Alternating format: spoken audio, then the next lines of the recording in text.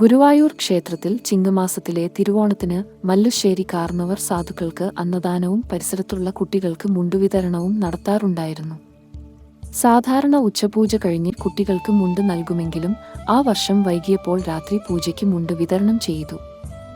അപ്പോൾ തന്നെ മുണ്ടുകൾ തീർന്നു. വില കൂടിയ 2 ജോഡി മുണ്ടുകൾ തിരിച്ചു കൈയിൽ പിടിച്ച് നടന്നപ്പോൾ പിന്നിൽ നിന്ന് 4 വയസ്സുകാരൻ ഓടിയെത്തി. അവൻ അധികാരത്തോടെ ചോദിച്ചു, എവിടെ പോകുന്നു? നട അടച്ചില്ല, എന്റെ മുണ്ട് എവിടെ? കാർന്നവർ മറുപടി നൽകി, ഉണ്ണി, മുണ്ട് തീർന്നു. അടുത്ത വർഷം വരൂ. കൊടുക്കുമ്പോൾ വന്നിരുന്നെങ്കിൽ കിട്ടുമായിരുന്നു. അത് കേട്ട കുട്ടി മുതിർന്ന ഒരാളുടെ പോലെ ചിരിച്ച് മറുപടി പറഞ്ഞു, മല്ലുശ്ശേരി ഇല്ലക്കാർ ധർമ്മിഷ്ഠരാണ് എന്ന് കേട്ടിട്ടുണ്ട്.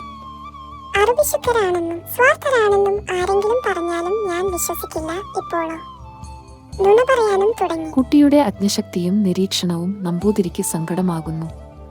കയ്യിൽ പിടിച്ച മുണ്ട് കൊടുത്തതിനു ശേഷം കുട്ടി ശ്രീകോവിലിലേക്ക് ഓടിപ്പോയി. തിരിച്ചു പോകുമ്പോൾ അവൻ ഭഗവാനാണ് എന്ന ചിന്തയിൽ ആകുന്നു.